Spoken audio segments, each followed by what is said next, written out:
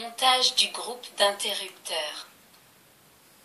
Dans cette troisième pratique, vous réaliserez le montage du groupe d'interrupteurs et effectuerez des expériences sur les circuits ou, NOR et ou exclusifs. 1. Préparation des composants. Pour réaliser les exercices prévus dans cette pratique, vous utiliserez les composants suivants que vous eûtes en votre possession. 4 interrupteurs, commutateur un circuit à 2 positions, voire figure 1. Un circuit intégré MM74C32. Un circuit intégré MM74C02. Un circuit intégré MM74C86. Un rouleau de soudure. Un circuit intégré MM74C00 que vous aviez lors de la leçon précédente, deuxième pratique. Vous vous servirez ainsi de quelques morceaux de fil rigide isolé déjà utilisés dans les expériences précédentes et vous en préparez de nouveaux en les prélevant sur la tresse en votre possession. 2. Montage du groupe d'interrupteurs. Pour effectuer ce travail, respectez les indications suivantes. Prenez un interrupteur et placez-le sur le circuit imprimé de manière que l'encoche visible sur la partie supérieure cylindrique soit tournée du côté opposé à l'inscription SW0, comme indiqué clairement figure 1b. Après vous être assuré que l'interrupteur est bien inséré à sa place et en le maintenant bien en contact avec la plaquette, effectuez la soudure des 7 bornes.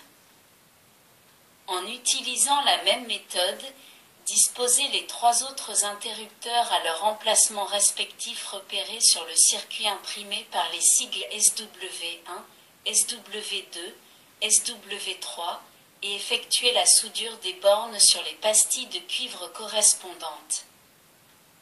2.1. Contrôleur tension. Avant d'effectuer ce contrôle, assurez-vous que les 4 interrupteurs soient bien orientés de la manière indiquée figure 1, à vérifier que les soudures sont exécutées correctement.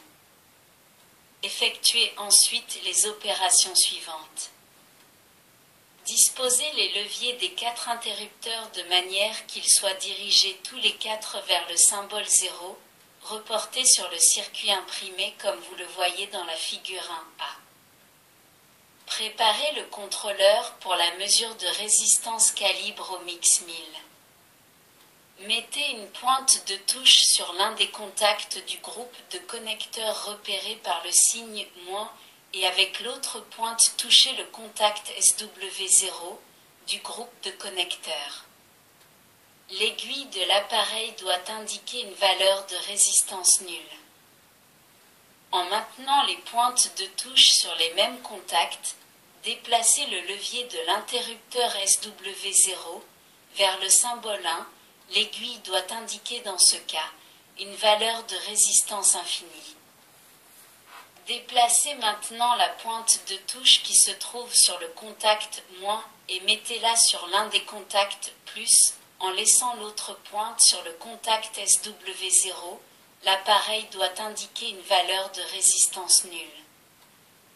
En maintenant les pointes de touche du contrôleur sur l'un des contacts +, et sur le contact SW0, mettez l'interrupteur SW0 sur la position repérée par le symbole 0. L'aiguille indiquera une valeur de résistance infinie. Avec ces essais, résumés dans les points de mesure 1 et 2, du tableau de la figure 2, vous avez terminé le contrôle de l'interrupteur SW0. De la même manière, vérifiez successivement les interrupteurs SW1, SW2, SW3 en effectuant dans l'ordre indiqué sur le tableau de la figure 2 les mesures entre les différents points spécifiés dans la deuxième colonne et en disposant le levier de l'interrupteur concerné alternativement sur les positions 1 ou 0, comme indiqué dans la troisième colonne. Si l'un des points de contrôle ne donnait pas le résultat indiqué dans la dernière colonne du tableau de la figure 2, revoyez le montage.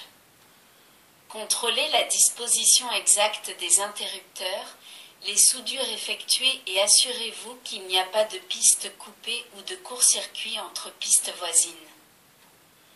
Lorsque vous aurez obtenu des mesures correctes pour chaque interrupteur, vous pourrez effectuer l'essai de fonctionnement. 2. Essai de fonctionnement. Pour réaliser cet essai, conformez-vous aux instructions suivantes. Disposez les leviers des 4 interrupteurs sur la position 0. En utilisant 4 morceaux de fil rigide isolés de 10 cm chacun, reliés entre eux les points du groupe de connecteurs indiqués ci-dessous et illustrés figure 3. Contact SW0 avec le contact L0. Contact SW1 avec le contact L1. Contact SW2 avec le contact L2. Contact SW3 avec le contact L3. Alimentez ensuite le circuit, reliez les cordons rouges et noirs à la pile, les 4 LED repérés par L0, L1, L2 et L3 restent éteintes. Déplacez ensuite les leviers des interrupteurs sur la position 1, dans ce cas, les LED L0, L1, L2 et L3 s'allument.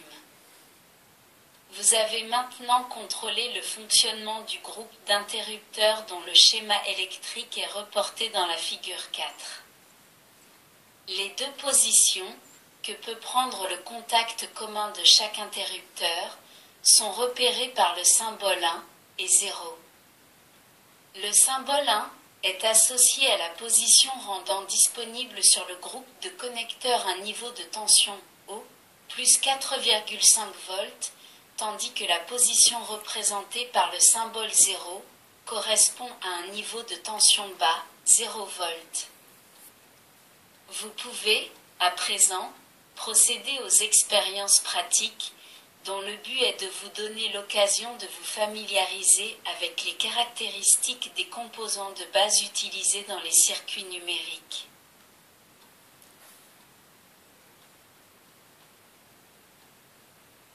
Merci de votre écoute. À bientôt.